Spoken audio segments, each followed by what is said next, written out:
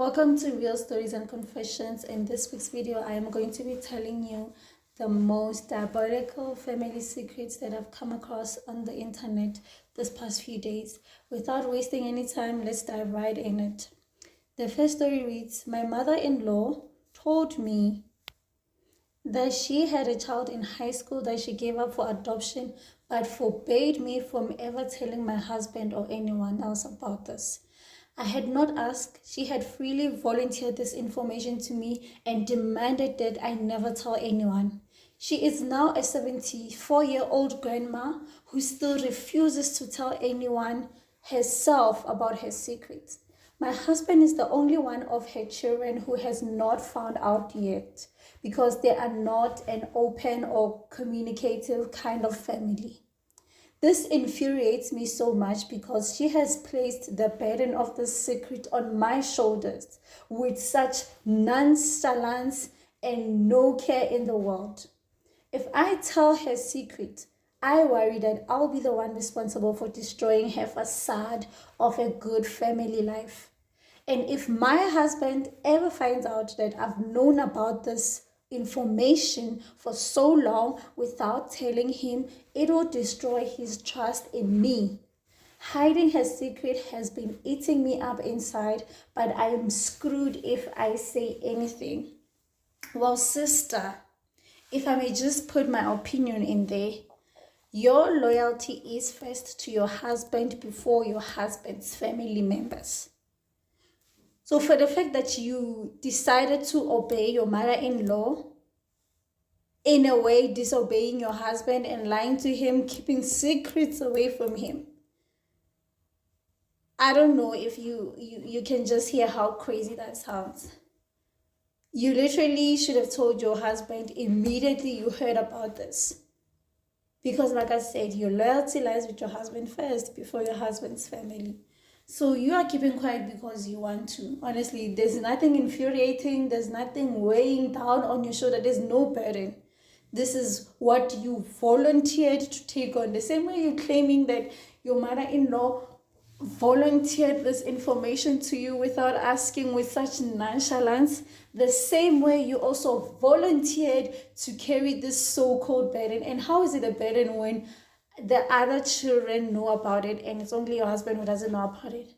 I'm actually starting to think that maybe your husband knows about it and he just doesn't want to tell you about it because it's his family secret and family drama. But honestly, there's no burden of secret. You decided. You are a willing participant. The next one reads, when I was 16, my cousin and her fiancé took me to a local park just to take pictures and have a good time. On the drive there, while smoking with me in the car, the fiancé told me that his family had shunned him because he had offered to be his teenage niece's first because he wanted it to be with someone who would treat her right. In his mind, he was being gallant, or at least that's how he portrayed it. And he was appalled when his brother freaked out on him. My cousin was clearly under his abusive influence and was agreeing with him. I was stunned, but being a shy teenager stuck in the car with these two adults, I couldn't do anything but give oh and responses. I didn't know what to do or how to tell anyone else, but I did not need to because literally everyone in and out of the family easily picked up on his creepy vibes. I don't keep in touch with them, but I hope that my cousin has divorced him. This is the definition of diabolical. This is exactly what it means to be diabolical because what? I'm so freaked out. This is crazy. This is so crazy. I have no words. The next one reads, my sister-in-law and her husband were on the outs when she fell pregnant. She knew very well that the baby was not his, so she got with him when she was barely 7 weeks long. She would never let him see the information on the ultrasound where they put the gestation of the baby. Her OBGYN was a family friend and was in the same scam. So when the baby was born a month early but looked like a healthy full-term baby, it was explained away as a miracle. My sister-in-law eventually divorced and remarried. Her son, who is the most sweetest, smartest, and most wonderful human being, is now 22 years old and does not know anything about this.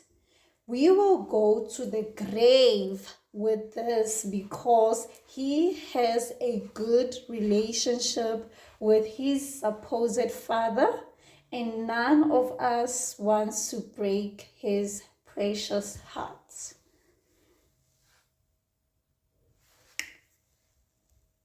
The next one reads, my parents' marriage hasn't been the greatest.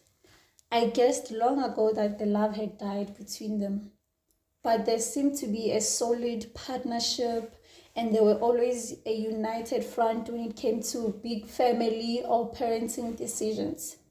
They are both over 70 years old now and have both been coming to me individually to tell me about various conversations, fights, fears, suspicions, etc. It's stressing me out because no child at any age should be the referee for their parents' marriage. But I can tell they have no one else to tell these things to. And I will not be sharing any of it with the other one. I usually get both their point of view on the same event, and it is wild to hear such different viewpoints. I wish I had not heard certain things, that my grandmother's fourth child was from her abusive husband's brother. She had 3 more sons from her husband and then lived with her brother-in-law, who is the father of her 4th child.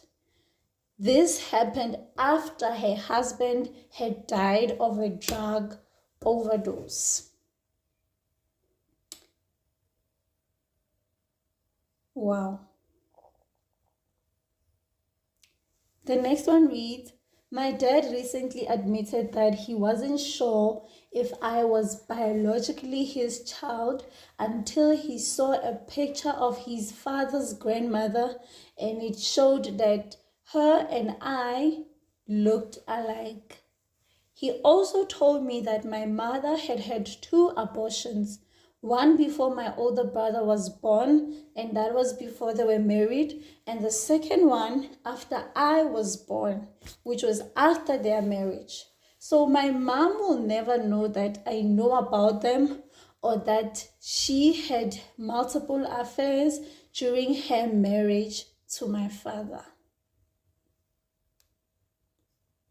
Wow. Wow. Okay, this is the last one. It says, in college, I found out I have an identical twin sister who was also at the same school as me.